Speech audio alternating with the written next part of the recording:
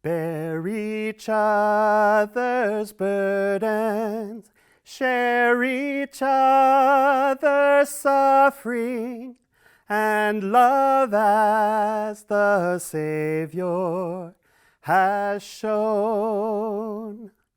Corn, beans, squash. Let's take a moment to reflect on these three remarkable crops. This is corn. These are pole beans. And this is squash. In ancient agricultural traditions, especially among Native American tribes, these three crops are known as the three sisters. They are planted together because they support and nourish each other. Corn provides structure, beans enrich the soil, and squash spreads out, protecting and preserving.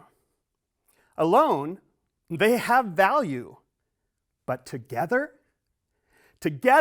they create something extraordinary, an ecosystem of abundance. So let's talk about corn. Corn stands tall and strong. It reaches toward the light, gathering energy from the sun and turning it into nourishment. In fact, it spends all summer long soaking in the rays of the sun, turning corn into carbohydrates so that all winter long we can be sustained by it. If you've ever opened up a corn husk, you've seen the golden strands of silk. Each strand is a lifeline, connecting every kernel to the source of life and growth. I want to introduce you to Eddie. It was early December, a few Christmases ago, when I received an unusual email. Eddie introduced himself as the director of a Congolese refugee youth choir. He said, "We're looking for winter clothes, gloves, jackets, hats. Can your church help?" At first I thought, a Congolese choir? Here? I dismissed the email. But I couldn't stop thinking about it. Day after day, I was thinking, and about 2 weeks later, I went searching through my junk mail, and I replied, "Eddie, tell me more." Eddie responded, sharing that his group of 65 refugees, including many children and youth, were meeting at a space on the Independence Square, just up the street from the temple. This group, connected by threads of resilience forged in refugee camps, had arrived in Independence, Missouri, seeking hope and a new start. I asked him to meet me at the Main Street Coffee House on the square, where he told me all about his group. He even showed me several music videos that the Salvation Choir had made right in front of the temple. And I was like, "Oh, okay, you might want to get permission to do that next time, but tell me more." Eddie shared that ever since he had moved to Independence, he had been captivated by this temple, its architecture and presence. He was drawn to the message of peace that he had read about online, and he wanted to know more. But because of COVID, he'd never been able to go inside. I said, "You're in luck. I am literally the tour temple guy."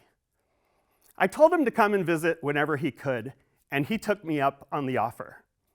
His first visit was with a small group of friends, young adults in shorts and flip-flops wearing socks, and Eddie translated everything I said into Swahili.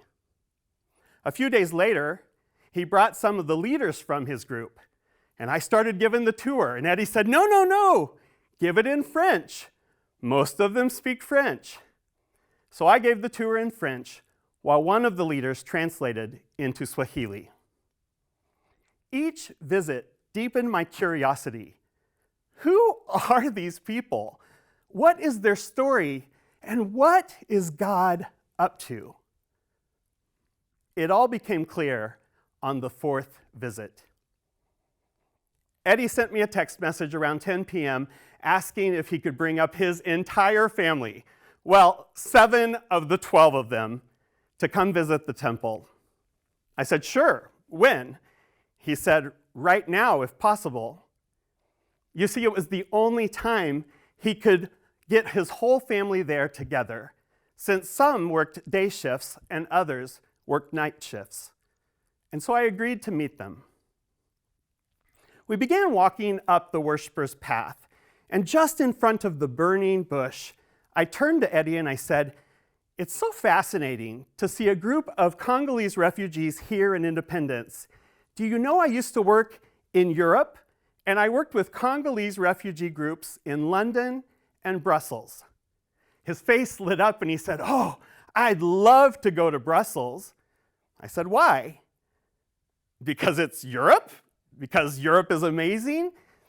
Eddie laughed and he said, no, because I have family there. He pulled out his phone and he showed me a picture of his aunt and her family in Brussels. And you are not going to believe this. I reached into my pocket and pulled out my phone, quickly going through the photos. And then I held the phone up to him and said, here I am, standing in your aunt's house. It was a full circle moment. One of those golden strands of connection that tie us together and lead us all to the source of life. I couldn't ignore it. It was clear that God's Spirit was up to something, at work through sacred connections, weaving us into a tapestry of corncob community and belonging. Now, we can't just live on a diet of corn. You see, it's not sustainable. It isn't nutritionally complete. Beans, however, are an excellent source of protein. Beans fill in the gaps left by corn. A person can actually live quite well on a diet of beans and corn. Pole beans, however, don't stand tall and strong like corn. They're unable to support themselves. Pole beans climb, wrapping themselves tightly around the corn for support. This seems a little selfish at first sight, like they're just takers stealing away precious space and strength from corn. But beans actually don't just take. Interestingly enough, they also give back. You see, beans fix nitrogen in the soil, enriching the ground for future crops. The relationship between corn and beans is one of mutual support and enrichment. Beans support the soil, that supports the corn, that supports the beans. We held our first service the week before the 2023 World Conference, and our second gathering was actually at World Conference in the auditorium chamber, and the Salvation Choir sang for the opening communion service. Can you imagine your second service in Community of Christ being with thousands of members from different cultures and countries from all over the world? We then spent the following months offering pre-baptismal classes and introducing Community of Christ's enduring principles and mission initiatives. And before long, a congregation was born. The Light of Hope Swahili-speaking congregation became a vibrant, growing community. Just imagine, this congregation is made up mostly of children and youth, some 75% of them under the age of 18. And most of these youth have never set foot in the Congo.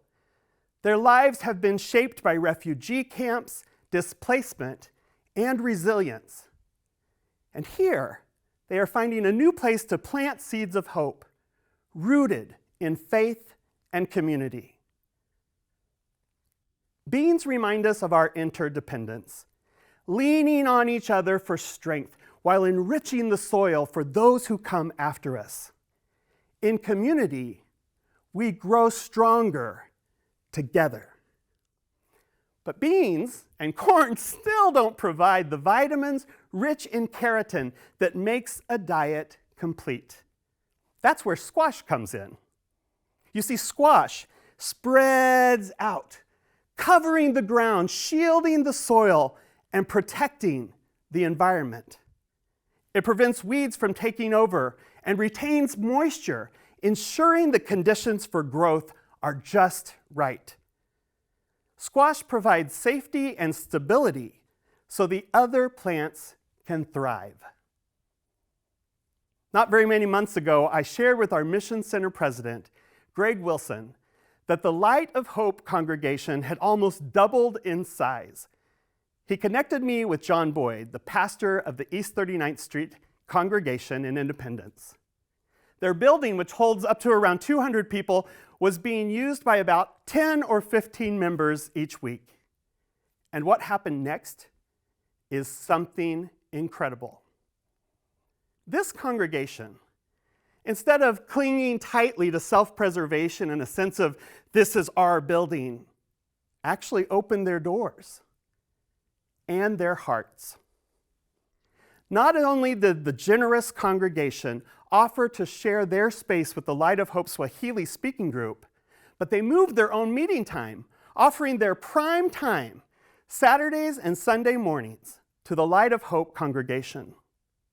They even committed to covering operational costs so the new group could incrementally begin to contribute to the operations budget. Now that is squash in action. Just 15 good seeds willing to become squash and spread out what they had to offer, creating a safe, nurturing environment where others can grow and flourish. Their decision wasn't just generous, though. It was visionary. They listened to God's Spirit, calling them to protect and nurture something vulnerable, but something new with possibility. Corn, beans, squash. While all three of these crops are delicious by themselves, they're actually better, stronger, and more complete together. When we are intentional about creating viable and sustainable environments where each one can grow and flourish, we create a more healthy and complete world in which to live. God calls us to healing, divine love revealing, whenever we meet human need. Take a moment to consider. Where can you plant corn, beans, and squash in your life? At home, at school, at work, in your congregation, or maybe in your community? Where can you create connections, offer support, and protect those who are vulnerable? Be corn. Stand tall, rooted in God's light, and let that light lead you to connection with others. Be beans. Lean on one another, allowing our interwovenness, our interdependence to enrich the soil of community through mutual care. Be squash. Spread out, protect, and create safe spaces where growth can occur. These three sisters show us the power of connection, support, and protection. They remind us that together we can cultivate communities that reflect God's ultimate vision for peaceful humanity. Like the three sisters, we too are better together, forming communities where we not only can grow and flourish, but thrive.